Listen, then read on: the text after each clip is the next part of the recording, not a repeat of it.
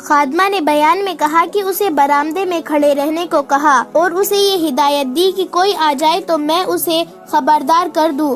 خادمہ کمرے کے دروازے کے ساتھ کھڑی رہی۔ اندر کی باتیں جو اسے سنائی دی اس میں اس آدمی کا غصہ اور فاطمہ کی منت سماجت تھی۔ ان باتوں میں صاف پتہ چلتا تھا کہ فاطمہ نے اس آدمی سے کہا تھا کہ علی بن سفیان کے نائب حسن بن عبداللہ کو قتل کرنا ہے، جس کے عوض میں اسے 50 اشرفیہ 2 ٹکڑے سونا دے گی۔ خادمہ کو یہ معلوم نہیں ہو سکا کہ فاطمہ اس آدمی کو 20 اشرفیہ کس وقت اور کہاں بھیجی تھی اور کون لے گیا تھا۔ وہ پوری 50 اشرفیہ مانگ رہا تھا۔ فاطمہ اس سے کہہ رہی تھی کہ اس نے غلط آدمی کو قتل کر دیا ہے۔ یہ نقاب پوش اجنبی کہہ رہا تھا کہ تم نے یقین کے ساتھ کہا تھا کہ حسن بن عبداللہ فلاں وقت خضر الحیات کے گھر آئے گا۔ وہ گھات میں بیٹھ گیا۔ اس نے ایک آدمی کو خضر کے گھر کے دروازے کے قریب جاتے دیکھا۔ اس کا قد حسن بن عبداللہ کی طرح تھا۔ قتل کرتے وقت اتنی مہلت نہیں ملتی کہ شکار کو اچھی طرح دیکھ کر یقین کر لیا جائے۔ تم نے جو وقت بتایا تھا یہ وہی وقت تھا۔ میں نے تیر چلا دیا اور وہاں سے بھاگ گیا۔ وہ فاطمہ سے 50 اشرفیہ مانگ رہا تھا۔ فاطمہ نے پہلے تو منت سماجت کی، پھر وہ غصے میں آ گئی اور کہا کہ اصل آدمی کو قتل کرو گے تو ان 20 اشرفیوں کے علاوہ 50 اشرفیہ اور سونے کے 2 ٹکڑے دوں گی۔ اس آدمی نے کہا کہ میں نے کام کر دیا ہے، اس کی پوری اجرت لوں گا۔ فاطمہ نے انکار کر دیا۔ وہ آدمی غصے میں یہ کہہ کر چلا گیا کہ میں پوری اجرت وصول کر لوں گا۔ فاطمہ نے خادمہ کو سختی سے کہا کہ وہ اس آدمی کے متعلق کسی سے ذکر نہ کرے۔ اس نے خادمہ کو 2 اشرفی انعام میں دی۔ آج صبح اس کے کمرے میں گئی تو فاطمہ وہاں نہیں تھی۔ اسے شک ہے کہ اس آدمی نے انتقام اسے اغوا کر لیا ہے۔ غیاث بلبیس نے کچھ سوچ کر مصلح الدین کو باہر بھیج دیا اور خادمہ سے پوچھا، یہ بیان تمہیں کس نے پڑھایا ہے، فاطمہ یا مصلح الدین نے؟ بلبیس نے کہا، مجھے سچ بتا دو، فاطمہ کہاں ہے، وہ کس کے ساتھ گئی ہے؟ خادمہ گھبرانے لگی، کوئی تسلی بخش جواب نہ دے سکی۔ بلبیس نے کہا، کوتوالی کی تہخانے کی میں جانا چاہتی ہو؟ اب تم واپس نہیں جا سکو گی۔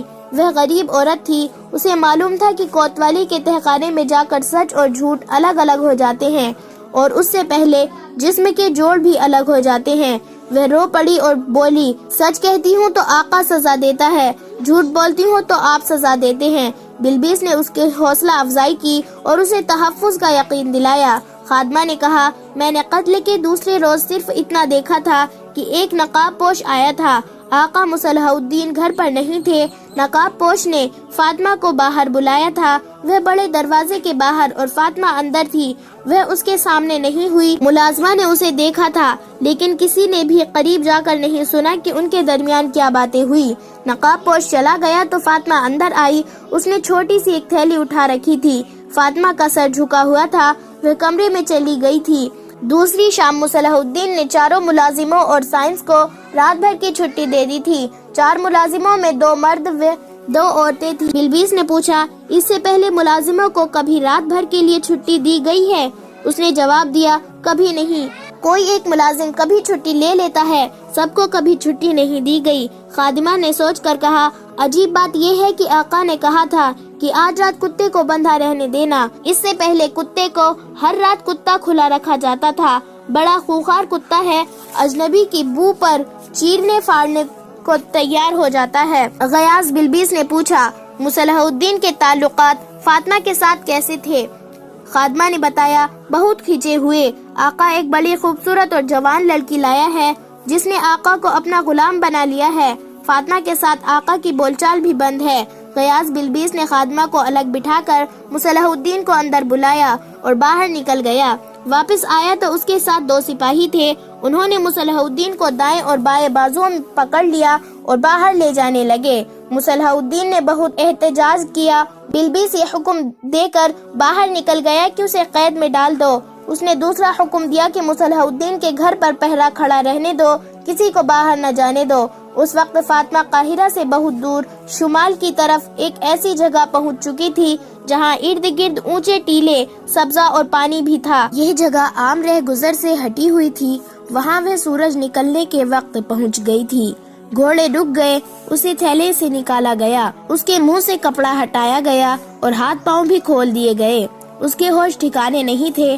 وہ 3 نقاب پوشوں کے نرغے میں تھی۔ 3 घोड़े खड़े थे। फातिमा चीखने चिल्लाने लगी। नकाब पोशों ने उसे पानी पिलाया और कुछ खाने को दिया। वह हाथ नहीं आ रही थी। उसके पेट में पानी और खाना गया और ताज़ा हवा लगी तो जिस्म में ताकत आ गई। वह अचानक उठी और दौड़ पड़ी। तीनों बैठे देखते रहे, कोई भी उसके ताक़ुब में न गया। दूर जाकर वह एक टीले की ओट में चली गई तो एक नकाब पोश घोड़े पर सवार हुआ, एड़ लगाई और फातिमा को जा लिया। वह दौड़ दौड़ कर थक गई थी, लेट गई। नकाब पोश ने उसे उठाकर घोड़े पर डाल लिया और खुद उसके पीछे सवार होकर वापस अपने साथियों के पास ले गया। एक ने उसे तहम्मुल से कहा, भागो, कहाँ तक भागोगी? यहाँ से तो कोई तंदोमल भी भागकर काहिरा नहीं पहुँच सकता। फातिमा रोती चीखती और गालियाँ देती थी। एक नकाबपोश ने उसे कहा, अगर हम तुम्हें काहिरा वापस ले चले तो भी हमारे लिए कोई पनाह नहीं, तुम्हें तुम्हारे खाविंद ने हमारे हवाले किया है। फातिमा ने चिल्लाकर कहा, ये झूठ है। उसने कहा, ये सच है, हमने तुम्हें उजरत के तौर पर लिया है, तुमने मुझे पहचाना नहीं। मैं तुम्हारे हाथ में 20 अशरफियों की थैली दे आया था। तुमने खाविंद से कह दिया था कि तुम कातिल हो और तुमने बेवकूफ़ी ये की कि उसे ये भी कह दिया कि तुम कोतवाल को बता दोगी। वह तुमसे पहले ही तंग आया हुआ था। उसकी दाश्ता ने उसके दिल पर और उसकी अकल पर कब्जा कर लिया था। मैं तुम्हें ये नहीं बता सकता कि वह लड़की कौन है और कहाँ से आई है और वह क्या करने आई है। दूसरे दिन तुम्हारा खाविंद हमारे ठिकाने पर आया। ऐसा बेईमान आदमी है कि उसने हमें खिजरुल हयात के कत्ल के एवज 50 अशरफिया और सोने के 2 टुकड़े देने का वादा किया था, मगर काम हो गया तो सिर्फ 20 अशरफिया भेजी। मैंने तुम्हें इस्तेमाल किया और ये रकम तुम्हारे हाथ में दे दी ताकि तुम्हें भी उस राज का इल्म हो जाए। हमारा तीर निशाने पर बैठा। दूसरे दिन वह हमारे ठिकाने पर आया और 50 अशरफिया देने लगा। सोने के 2 टुकड़े फिर हजम कर रखा था। मेरे इन साथियों ने कहा कि अब हम बहुत ज्यादा उजरत लेंगे। अगर वे नहीं दे सकता तो हम किसी न किसी तरह कोतवाल की खबर पहुंचा देंगे। उसे अब खतरा ये नजर आ रहा था कि तुम्हें भी पता चल गया था कि कातिल वही है।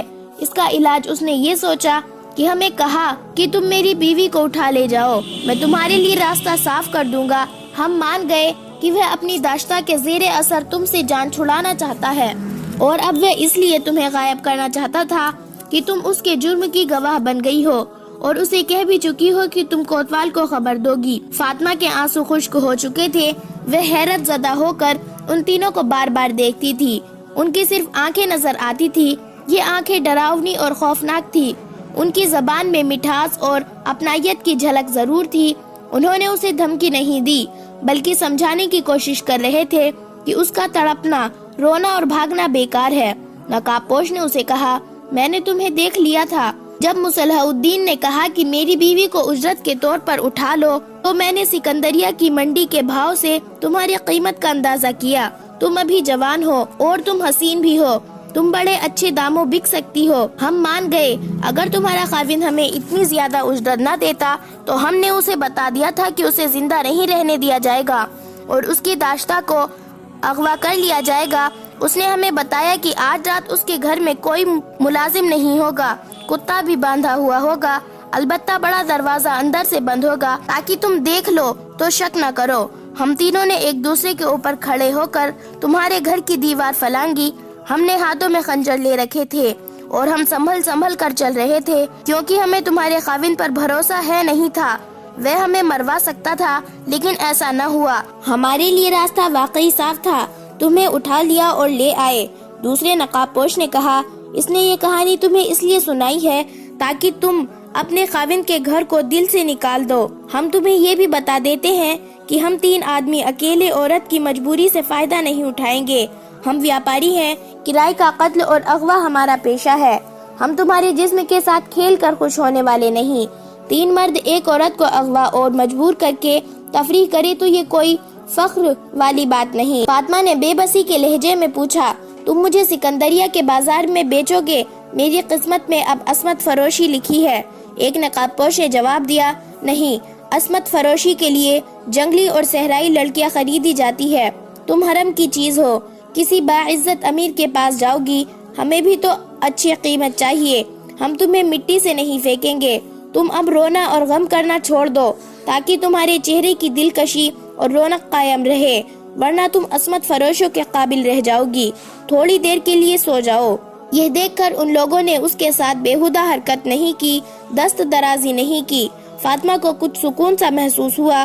رات بھر وہ اذیت میں بھی رہی تھی۔ تھیلے میں ٹوہری کر کے اسے بند کیا گیا تھا۔ جسم درد کر رہا تھا، وہ لیٹی اور اس کی آنکھ لگ گئی۔ تھوڑی ہی دیر بعد اس کی آنکھ کھل گئی۔ اس کا دل خوف اور گھبراہٹ کی گرفت میں تھا۔ اس صورتحال کو وہ قبول نہیں کر سکتی تھی۔ اس نے دیکھا کہ تینوں نقاب پوش سوئے ہوئے ہیں، وہ بھی رات بھر کے جاگے ہوئے تھے۔ فاطمہ نے پہلے تو یہ سوچا کہ کسی کا خنجر نکال کر تینوں کو قتل کر دے، لیکن اتنی جرأت نہ کر سکی۔ تینوں کو قتل کرنا آسان نہ تھا۔ اس نے گھوڑے دیکھے، ان لوگوں نے گھوڑے سے زینے نہیں اتاری تھی۔ وہ آہستہ سے اٹھی اور دبے پاؤں ایک گھوڑے تک پہنچی۔ سورج ٹیلوں کے پیچھے جا رہا تھا اور فاطمہ کو معلوم ہی نہ تھا کہ وہ قاہرہ سے کسی طرف کو کتنی دور ہے۔ اس نے یہ خطرہ مول لے لیا کہ صحرا کی وسعت میں بھٹک بھٹک کر مر جائے گی، ان لوگوں کے ہاتھوں سے ضرور نکلے گی۔ اس نے گھوڑے پر سوار ہوتے ایڑ لگا دی۔ ٹاپوں نے نقاب پوشوں کو جگا دیا۔ انہوں نے فاطمہ کو ٹیلوں کی اوٹ میں جاتے دیکھ لیا تھا۔ دو نقاب پوش گھوڑوں پر سوار ہوئے اور تعاقب میں گھوڑے سر پر دوڑا دیے۔ فاطمہ کے لیے مشکل یہ تھی کہ اسے ٹیلوں کے قید خانے سے نکلنے کا راستہ معلوم نہ تھا۔ صحرائی ٹیلے بھول بھلیوں جیسے ہوتے ہیں، صرف صحرا کے بھیدی ان سے واقف ہوتے ہیں۔ فاطمہ ایسے رخ ہولی جہاں آگے ایک اور ٹیلے نے راستہ روک رکھا تھا۔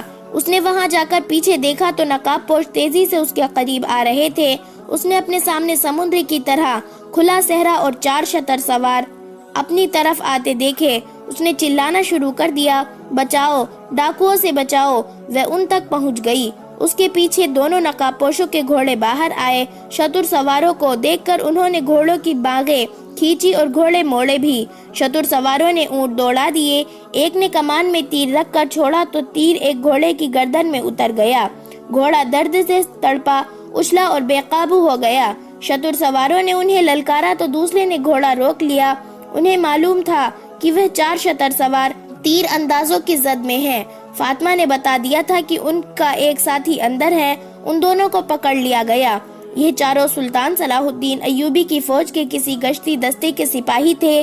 سلطان صلاح الدین ایوبی نے سارے صحرا میں گشتی پہرے کا انتظام کر رکھا تھا تاکہ اچانک حملے پر خطرہ نہ رہے اور صلیبی تخریب کار مصر میں داخل نہ ہو سکے۔ ان گشتی دستوں کا فائدہ بہت زیادہ تھا۔ انہوں نے کئی مشتبہ لوگ پکڑے تھے۔ اب یہ نقاب پوش ان کے فندے میں آ گئے۔ فاطمہ نے انہیں بتایا کہ اسے کس طرح یہاں تک لایا گیا ہے، وہ کس کی بیوی ہے۔ ناظم مالیات قتل ہو گیا ہے۔ قتل اس کے خاوند مصلح الدین نے کرایا ہے جو شہر کا ناظم ہے، اور قاتل ان تینوں میں سے ایک ہے۔ تیسرے نقاب پوش کو بھی پکڑ لیا گیا۔ ان سے خنجر لے لیے گئے، ہاتھ پیٹ پیچھے باندھ دیے گئے۔ ان کا ایک گھوڑا تیر لگنے سے بھاگ گیا تھا۔ ایک گھوڑے پر 2 نقاب پوشوں کو اور تیسرے گھوڑے پر ایک کو بٹھا کر سپاہی اپنے کمانڈر کے پاس لے چلے۔ فاطمہ کو انہوں نے اونٹ پر بٹھا لیا۔ اس اونٹ کا سوار اپنے ایک ساتھی کے پیچھے سوار ہو گیا۔ اس قافلے کے سامنے 4 میل کی مسافت تھی جو انہوں نے سورج غروب ہونے تک طے کر لی۔ وہ ایک نخلستان تھا جہاں خیمے بھی نصب تھے۔ یہ اس دستے کا ہیڈ کوارٹر تھا۔ فاطمہ کو اس کمانڈر کے سامنے پیش کیا گیا۔ تینوں نقاب پوشوں کو پہرے میں بٹھا دیا گیا۔ انہیں اگلے روز قاہرہ بھیجنا تھا۔ صلیبیوں نے یہ فیصلہ کر لیا تھا کہ وہ کرک میں بیٹھے صلاح الدین ایوبی کا انتظار کریں گے۔ انہوں نے فوج کو تقسیم کرنا شروع کر دیا۔ فرانس کی فوج کو انہوں نے سلطان صلاح الدین ایوبی کی فوج کو راستے میں روکنے کے لیے تیاری کا حکم دیا۔ رحمان کی فوج مسلمانوں کی فوج پر عقب سے حملے کے لیے مقرر ہوئی۔ کرک کے قلعے کے دفاع کے لیے جرمنی کی فوج تھی، جس کے ساتھ فرانس اور انگلستان کے کچھ دستے تھے۔ انہیں جاسوسوں نے بتا دیا تھا کہ صلاح الدین ایوبی نئی فوج تیار کر رہا ہے۔ صلیبی حکمرانوں نے اس اقدام کا جائزہ لیا کہ وہ صلاح الدین ایوبی کے ٹریننگ کیمپ پر حملہ کر کے پیچھے ہٹ آئے، لیکن ان کی انٹیلیجنس نے اس تجویز کی مخالفت کی۔ دلیل یہی دی کہ سلطان صلاح الدین ایوبی نے دفاع کو 3 تہے بنا رکھی ہے، جن میں ایک تہہ متحرک ہے۔ اس کے علاوہ اس کے دیکھ بھال کے دستے دور دور تک گھومتے پھرتے اور صحرا سے ملتی ہوئی ہر چیز کو قریب جا کر دیکھتے ہیں۔ ان دفاعی انتظامات کو دیکھ کر صلیبیوں نے اس حملے کا خیال دل سے نکال دیا۔ ایک امریکی مصنف اینٹنی ولسیٹ نے متعدد مورخوں کے حوالے سے لکھا ہے کہ صلیبیوں کے پاس صلاح الدین ایوبی کی نسبت 4 گنا فوج تھی، جس میں زرہ پوش پیادہ اور سوار دستوں کی بہتات تھی۔ اگر یہ فوج سلطان صلاح الدین ایوبی پر براہ راست حملہ کر دیتی تو مسلمان زیادہ دیر جم نہ سکتے، مگر صلیبی فوج کو شوبک کی شکست میں جو نقصان اٹھانا پڑا تھا اس کی ایک دہشت بھی تھی جو میدان جنگ سے بھاگے ہوئے فوجیوں پر طاری تھی۔ صلیبیوں کا مورال متزلزل تھا۔ اس کی ایک وجہ تو یہ تھی کہ شوبک کو وہ لوہے کا قلعہ سمجھتے تھے۔ وہ اپنی فوج کو صحرا میں بھیج کر اس خوش فہمی میں مبتلا ہو گئے تھے کہ سلطان صلاح الدین ایوبی کو قلعوں سے دور ہی ختم کر دیں گے۔ وہ کرک کے دفاع میں بیٹھے رہے اور ایوبی نے شوبک لے لیا اور صحرا میں صلیبیوں کو آمنے سامنے کی جنگ کیے بغیر انہیں چھاپا ماروں سے مروا دیا۔ اس کی آگ کی ہانڈیوں نے گھوڑوں اور اونٹوں کو اتنا دہشت زدہ کیا کہ خاصے عرصے تک جانور معمولی سی آگ دیکھ کر بھی بدک جاتے تھے۔ اینٹنی ولسیٹ نے یہ ثبوت بھی مہیا کیا ہے کہ صلیبی فوج مختلف بادشاہوں اور ملکوں کا مرکب تھی جو بظاہر متحد تھی، لیکن یہ اتحاد برائے نام تھا، کیونکہ ہر بادشاہ اور اس کی فوج کا اعلیٰ کمانڈر ملک گیری اور بادشاہی کی توسیع کا خواہش مند تھا۔ ان میں صرف یہ جذبہ مشترک تھا کہ مسلمانوں کو ختم کرنا ہے، مگر ان کے دلوں میں جو اختلاف تھے وہ ان کے فیصلوں پر اثر انداز ہوتے تھے۔ مورخ لکھتے ہیں کہ صلیبی سازشوں کے ماہر تھے اور مسلمانوں کے جس علاقے پر قابض ہو جاتے تھے وہاں قتل عام اور آبرو ریزی شروع کر دیتے تھے۔